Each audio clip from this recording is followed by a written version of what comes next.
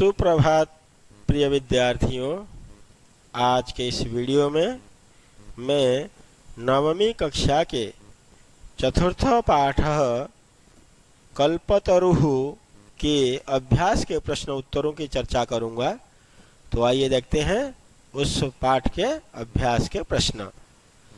पहला प्रश्न, एक पदेन उत्तरम लिखत, अर्थात एक पद में उत्तर लिखिए।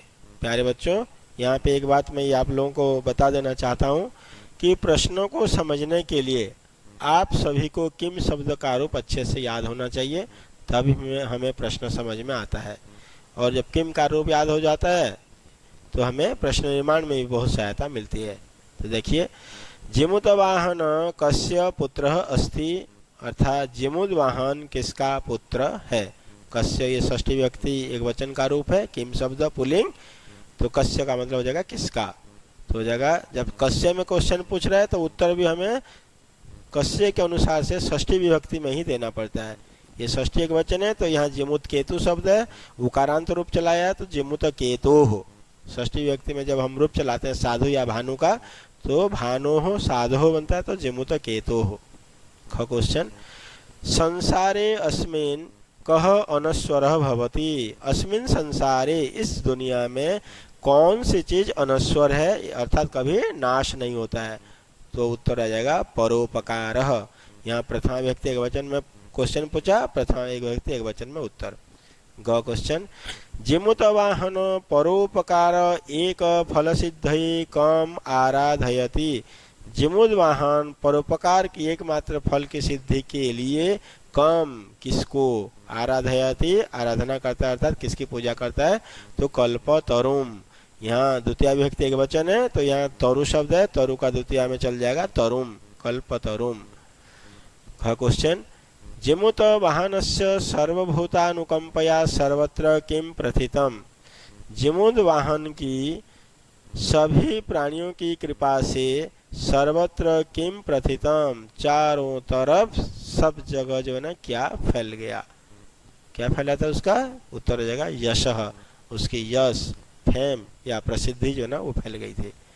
ग क्वेश्चन, कल्पतरु भुवि कानि अवर्षत, कल्पतरु ने भुवि मतलब जमीन पर या धरती पर कानि क्या चीज अवर्षत वर्षाया, किस चीजों की या किन चीजों की बारिश कराया।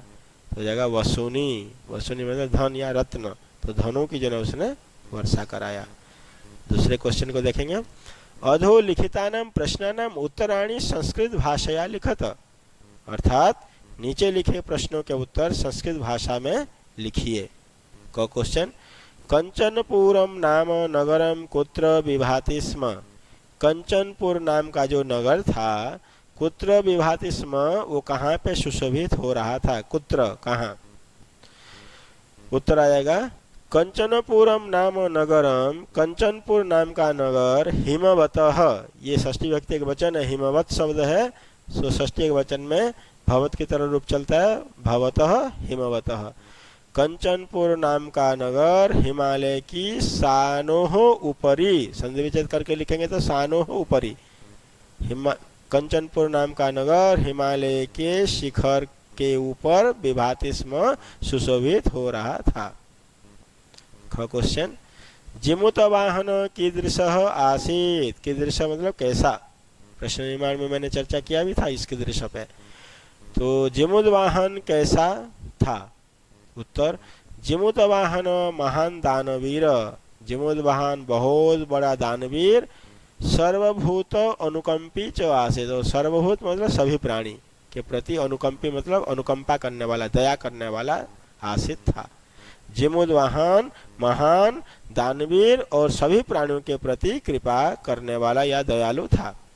ग क्वेश्चन, कल्पतरोः षष्ठी व्यक्ति के वचन, कल्पतरु की वैशिष्ट्यम आकर्ण्य विशेषता को सुनकर जिमुतवाहन किम अचिंतयत, जिमुतवाहन ने क्या सोचा। कल्पतरु की खासियत या विशेषता को सुनकर जिमुतवाहन ने क्या सोचा। उत्तर आ जाएगा कल्पतरोः वैशिष्ट्यम आकर्ण्य, कल्पतरु की विशेषता को सुनकर जिमुतवाहन अचिंतय चिंता करने लगा, अहोवत अरे आश्चर्य है, ईदृशम अमर पादपम प्राप्य अपि, इस प्रकार के अमर वृक्ष को पाकर भी, पूर्व अस्माकं पूर्वे ही पुरुषै, हमारे पूर्व पुरुषों के द्वारा तादृशम फलम किमपि न आसादितम, उस प्रकार का कोई फल प्राप्त नहीं किया, किंतु केवल केश्चित अर्थोअर्थित, केवल कुछ स्वार्थी लोगों ने या कंजूस लोगों ने धन को ही मांगा।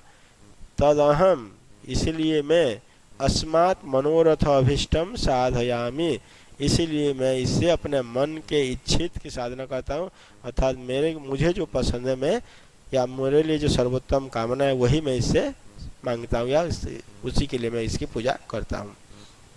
घ क्वेश्चन, हितैषिणः मंत्रिणः जिमुतवाहनम किम उक्तवन्तः, जो हितैषी मंत्री थे, राजा के भला चाहने वाले मंत्री थे, उन मंत्रियों ने जिमुद वाहन को क्या कहा।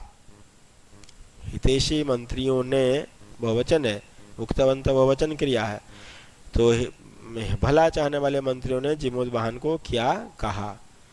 हितैषिण मंत्रिणः जिमुत वाहनम उक्तवन्तः, भला चाहने वाले मंत्रियों ने जिमुद वाहन को कहा, युवराज, अरे युवराज, योऽयं सर्वकामद कल्पतरुः तव उद्याने तिष्ठति स तव सदा पूज्यः, जो ये सभी कामनाओं को पूरा करने वाला या कामनाओं को देने वाला कल्पवृक्ष तुम्हारे बगीचे में है, वह हमेशा तुम्हारे द्वारा पूजनीय है, अर्थात उस पेड़ की, उस वृक्ष की तुम्हें हमेशा पूजा करनी चाहिए। ग क्वेश्चन को देखिए, जिमुत वाहन कल्पतरु उपगम्य किम उवाच, जिमुद वाहन कल्पतरु के पास जाकर, उपगम्य पास जाकर, किम उवाच क्या बोला। उत्तर आ जाएगा, देव, हे महाराज, हे भगवान, त्वया अस्मत् पूर्वेषाम अभिष्टाः कामाः पूरिताः, कि आपके द्वारा हमारे पूर्वजों की सभी कामनाओं को पूरा किया, इसलिए तत् मम एकम, इसलिए मेरी भी एक कामना को पूरा कर दीजिए, मेरी भी एक इच्छा को पूरा कर दीजिए। यथा पृथ्वीम अदरिद्राम पश्यामि, मैं पृथ्वी को, इस धरती को अदरिद्राम पश्यामि, गरीबों से रहित देखना चाहता हूँ, तथा करोतु देव, वैसा कर दीजिए महाराज। हे महाराज, आप इस पृथ्वी को उस प्रकार बना दीजिए मैं जैसा चाहता हूँ, अर्थात मैं चाहता हूँ इस पृथ्वी से दरिद्रता जो ना खत्म हो जाए, गरीबी खत्म हो जाए। तृतीय प्रश्न, अधोलिखितेषु स्थूल पदानि कस्मै प्रयुक्तानि, इसमें जो स्थूल पद है, तस्य है, तम है, अयम है, त्वम है, या आपने यदि पाठ को अच्छे से समझ लिया तो इसमें कोई दिक्कत नहीं होनी चाहिए। पर कस्मै प्रयुक्तानि, कस्मै ये किम शब्द पुल्लिंग चतुर्थी एक वचन है, किसके लिए, कारक का चिन्ह हम जब लगाते हैं तो चतुर्थी विभक्ति चिन्ह आता है को के लिए, तो किसके लिए प्रयोग किया गया है वो बताना है। यहाँ उत्तर में उत्तर दिए हुए यहीं पर, तस्य सानु, उसके चोटी के ऊपर कंचनपुर नाम का नगर, किसके, तस्य में उसके, उसके में किसके, हिमालय के, तो हिमवत शब्द में चतुर्थी लग गया, हिमवते। ख क्वेश्चन, राजा ने संप्राप्त यौवने, राजा जवानी को प्राप्त हुए उसको युवराज के पद पे अभिषेक किया, राजा ने जवानी को प्राप्त हुए उसको युवराज के पद पर अभिषेक्तवान, अभिषेक किया, तो यहाँ तम पद किसके लिए यूज हुआ है, नहीं, राजपुत्राय, या फिर यहाँ पे जिमुत वाहनाय भी कर सकते हैं हम लोग, यहाँ पुत्राय के जगह पे जिमुत वाहनाय ये भी हो सकता है उत्तर। अयम तव सदा पूज्यः, यह तुम्हारा हमेशा पूजनीय है, यह मतलब कौन, कल्पतरु, तो इसीलिए कल्पतरु उकारांत शब्द है, चतुर्थी एक वचन लगा दिए, साधवे गुरवे तो कल्पतरवे, कल्पतरवे। घ को देखिए, तात, त्वं तु जानासि यत् धनम बिचिवत चंचलम, कि पिताश्री आप तो जानते ही हैं, आप तो जानते ही हैं कि धन लहर की तरह, अर्थात तरंग की तरह जो है ना चंचल होता है। तो यहाँ त्वम शब्द किसके लिए यूज है, पिताजी के लिए, तो पितृ शब्द का चतुर्थ एक वचन में हो जाएगा पित्रे। अब देखिए चौथा क्वेश्चन, अधोलिखितानां पदानां पर्यायपदम पाठा चित्वा लिखत, इधर जो दिए हैं ये शब्द दिए हुए हैं, इनके पर्यायवाची सामने लिखे हुए हैं। पर्वतः का पर्यायवाची नगेंद्र, ये चैप्टर में आया है। अब ख को देखिए, भूपति ही, भूपति मतलब राजा होता है, तो ये पर्यायवाची राजा। ग में इंद्र, इंद्र का पर्यायवाची है शक्र। घ में धनम, तो अर्थ शब्द आया था चैप्टर में, धनम का अर्थ। इच्छितम मन चाहे, इसका पर्यायवाची अभिष्टम और अर्थितः दोनों आ जाएंगे। समीपम मतलब पास, अंतिकम का मतलब पास। धरित्री मतलब पृथ्वी, और ये पृथ्वी का मतलब ये पृथ्वी पर्यायवाची है दोनों। कल्याणम, इसका पर्यायवाची है स्वस्ति या सुखम। वाणी को पर्यायवाची, वाणी का पर्यायवाची वाक है, वृक्ष का तरुः।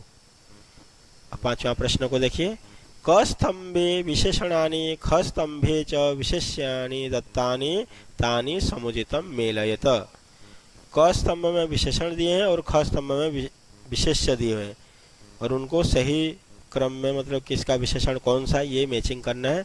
किंतु हमने यहाँ मैचिंग करके लिख दिया है, उत्तर पूरे लिखे हुए हैं।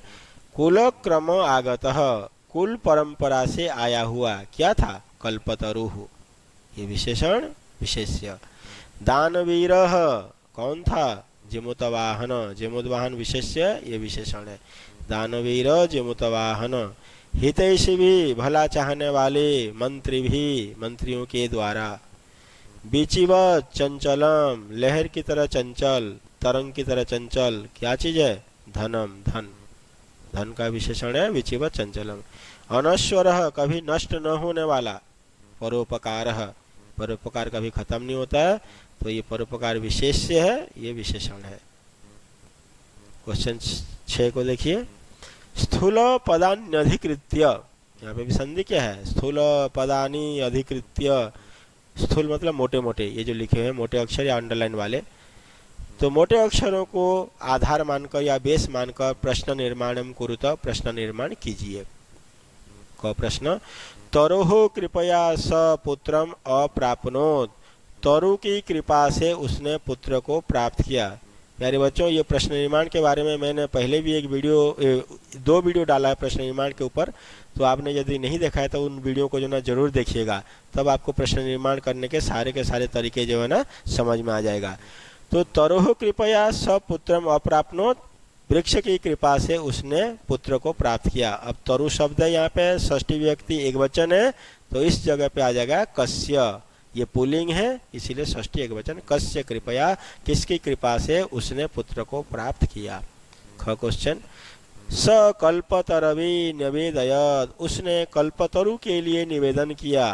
तरवे, तरु शब्द चतुर्थी एक वचन, पुल्लिंग है, तो यहाँ आ जाएगा कस्मै, कस्मै निवेदयत, स कस्मै निवेदयत, उसने किसे निवेदन किया। धनवृष्टया कोऽपि दरिद्रः न अतिष्ठत, बारिश की वृष्टि से या धन की वृष्टि से कोऽपि, कोई भी दरिद्र नहीं रहा। इतने धन वर्षा वहाँ पे, तो वहाँ कोई गरीब नहीं बचा। तो जो ना ये वृष्टि शब्द है स्त्रीलिंग है, तृतीया विभक्ति एक वचन है, इसीलिए आएगा किम शब्द का तृतीया एक वचन कया। कया कोऽपि दरिद्र न अतिष्ठत, किससे कोई भी दरिद्र नहीं रहा। कल्पतरु पृथिव्याम धनानि अवर्षत, कल्पतरु ने पृथ्वी पर धनों की वर्षा किया या धनों को वर्षाया। अब यहाँ पे पृथिव्याम है, सप्तमी विभक्ति एक वचन है, स्त्रीलिंग है। कस्याम, तो कल्पतरु कस्याम, इस कस्याम के जगह पे कुत्र भी आ सकता है प्रश्न निर्माण करते समय। तो कल्पतरु कस्याम अथवा कुत्र धनानि अवर्षत, कल्पतरु ने कहाँ या किसमें धनों की वर्षा किया। जीवानुकंपया जिमुतवाहनस्य यशः प्रासरत, जीवों की कृपा से जिमुतवाहन का यश प्रासरत फैल गया, चारों तरफ फैल गया। तो जीवानुकंपया था, तो वहाँ पे तृतीया वचन है, तो कया, कया जिमुतवाहनस्य यशः प्रासरत, किससे जिमुतवाहन का यश फैला। 7वां प्रश्न को देखिए, स्वस्ति तुभ्यम, तुम्हारे लिए कल्याण हो, अर्थात तुम्हारा कल्याण हो।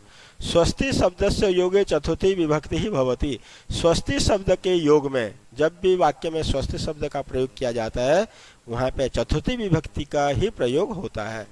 इत्यनेन नियमेन, इसी नियम से ही, मतलब चतुर्थी विभक्ति लगाने के नियम से ही अत्र चतुर्थी विभक्ति प्रयुक्ता, यहाँ चतुर्थी विभक्ति लगी है।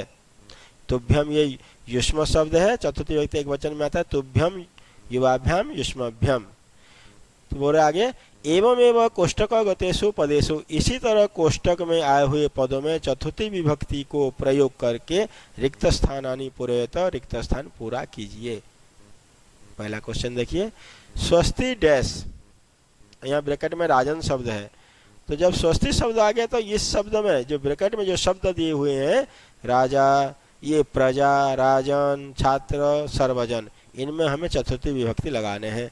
तो राजन का रूप आपको यदि याद है तो चतुर्थी विभक्ति के वचन में आ जाएगा राज्ञ। स्वस्ति डैश, प्रजा शब्द लेंगे, स्वस्ति प्रजाभ्य, चतुर्थी बहुवचन या फिर चतुर्थी एक वचन में लगा सकते हैं। प्रजाओं के लिए कल्याण या प्रजा के लिए कल्याण। स्वस्ति छात्राय या छात्रेभ्य, छात्रों का कल्याण हो चाहे छात्र का कल्याण हो। स्वस्ति सर्वजनेभ्य, सभी लोगों का कल्याण हो। यहाँ एक वचन नहीं लगाएंगे, सर्वजनाय नहीं होगा, सभी को लिए जब कल्याण बोले सर्वजनेभ्य। ख क्वेश्चन देखिए, कोष्टक गतेषु पदेषु षष्ठीम विभक्तिम प्रयोज्य रिक्त स्थानानि पूरयत। यहाँ हमने चतुर्थी व्यक्ति लगा रहा था और यहाँ पे जो ना षष्ठी व्यक्ति लगाने के लिए कह रहा है। तस्य डैश उद्याने कल्पतरुः आसीत्, तस्य मतलब उसके डैश बगीचे में कल्पतरु था। अब उसके डैश बगीचे में कल्पतरु था। अब गृह शब्द लेंगे तो जो ना कारक के चिन्ह के हिसाब से लगाए, घर ने, घर को, या घर से या घर के, तो हमें सही यहाँ पे बैठेगा घर के। तो तस्य गृहस्य, उसके घर के बगीचे में कल्पतरु या कल्पवृक्ष था। स डैश अंतिकम आगत, वह पास आया, वह पास आया। अब पिता को या पिता के, इसीलिए यहाँ षष्ठी व्यक्ति लग जाएगा पितृ शब्द का पितुः। स पितुः अंतिकम आगच्छत, सॉरी अगच्छत, वह पिता के पास गया। जिमुत वाहनस्य सर्वत्र यशः प्रथितम, जिमुत वाहन का सब तरफ यश फैल गया। डैश सर्वत्र यश प्रथितम, डैश चारों तरफ यश फैला, तो यहाँ जिमुत वाहन शब्द है तो षष्ठी में व्यक्ति लग जाएगा जिमुत वाहनस्य। अयम डैश तरुः, ये डैश पेड़, ये किसका पेड़, किम शब्द लगाएंगे, यह किसका वृक्ष है। तो प्यारे बच्चों, यदि मेरा ये वीडियो आप सबको पसंद आया तो इसको जरूर लाइक कीजिए, शेयर कीजिए और सब्सक्राइब करके जो है ना जरूर एक बार घंटी बजा दीजिएगा, बेल आइकन को जरूर दबा दीजिएगा। थैंक यू, धन्यवाद। जय तो भारतम, जय तो संस्कृतम।